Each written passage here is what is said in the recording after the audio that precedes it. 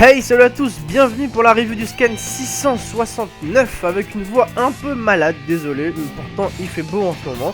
Mais bon, que voulez-vous, c'est la vie, quoi qu'il en soit. Bon petit scan 669, donc on s'était arrêté avec celui juste d'avant où on voyait donc Guy ouvrir la 8ème porte et surtout un petit flashback qui était vraiment, que j'ai trouvé en tout cas, vraiment sympa sur son père à Guy qu'on n'avait pas vu jusqu'à présent. Donc c'est bien cool.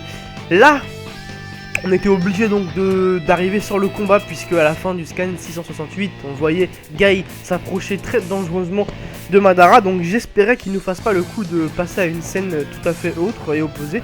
Non, pas du tout, on est bien dans le combat Madara vs Guy. Alors avant de commencer cette petite review, Guy m'a vraiment impressionné. J'avoue, je savais que bien évidemment les portes étaient très puissantes, mais de là à ça, franchement c'est vraiment impressionnant.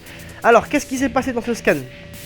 Le combat, donc, Madara vs Guy qui commence. Donc déjà, on voit que Guy est vraiment très puissant. Alors, je me suis dit quoi? Je me suis dit qu'en fait, Guy, il voulait, je pense, le faire disparaître. C'est-à-dire, le faire mourir, tout simplement, dans cette guerre.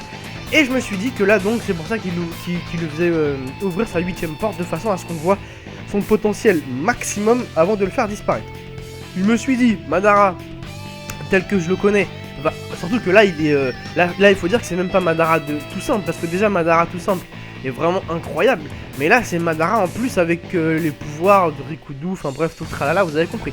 Donc c'est encore pire que Madara. Donc je me suis dit que malgré la puissance incroyable de Guy, Madara allait complètement résister et on allait justement être choqué par la puissance de Madara. Et en fait pas du tout, puisque Madara s'en prend plein la face franchement, et Guy fait vraiment du bon boulot.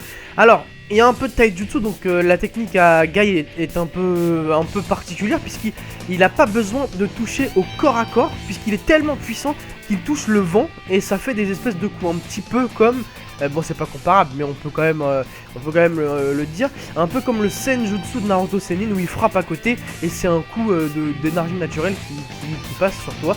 Enfin bref, c'est un peu le même principe, il n'est pas obligé de toucher au corps à corps, mais bien évidemment s'il touche au corps à corps, alors là c'est pire que tout.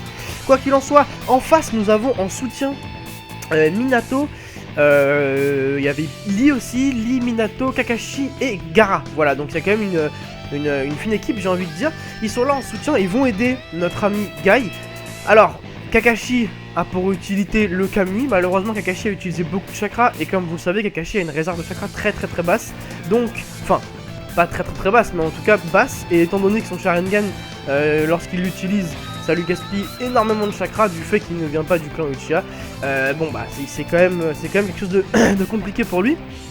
Donc on a ça, on a Gaara donc qui peut être très serviable autant en défensif, donc avec son sable, qu'en déplacement, puisqu'il se déplace avec des petits nuages de sable. Minato aussi très serviable malgré qu'il n'ait plus de bras. Donc par contre je crois qu'il va vraiment disparaître à la fin de ce scan. Ça m'a fait vraiment plaisir parce que c'était de la torture de le voir sans bras. Et on a aussi donc Lee qui décide d'ouvrir la 6ème porte. Alors la 6ème porte c'est son maximum à Lee. Donc je crois que c'est dangereux à partir de la 4ème ou la 5ème porte. Donc je pense pas qu'il n'y ait de danger de mort pour Lee. Pour ceux qui sont fans donc, du personnage Lee, je pense que ça va aller. Quoi qu'il en soit, l'assaut sur Madara continue, donc vraiment impressionnant. La petite équipe décide de se mettre aussi au boulot, et ça nous donne une super combinaison vers la fin. Alors Madara s'en prend plein la face, vraiment, c'est assez impressionnant, et il décide de se recroqueviller dans son espèce de boule noire. Vous savez les boules noires qu'il utilise et qui peut matérialiser un peu à sa guise. Il décide de se protéger dedans. Et en même temps, il en lance justement des petites boules noires là, il en lance sur notre ami Guy. Et là, une très bonne combinaison qui apparaît.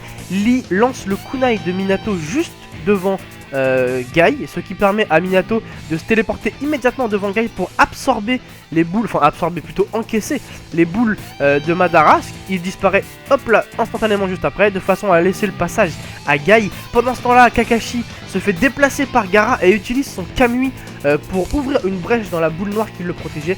Et Guy arrive à mettre un coup au taijutsu, donc un coup d'une puissance incroyable à Madara dans le dos. Donc vraiment impressionnant. Je pense qu'un épisode ça va déchirer ces passages là.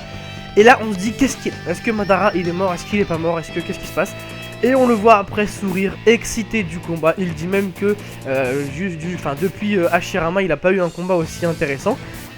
Donc là, la question se pose, si on ne peut pas le toucher, et que même quand Guy en 8ème porte le touche de plein fouet et qu'il ne meurt pas, et qu'il est même pas gravement blessé, comment on va faire pour abattre ce Madara?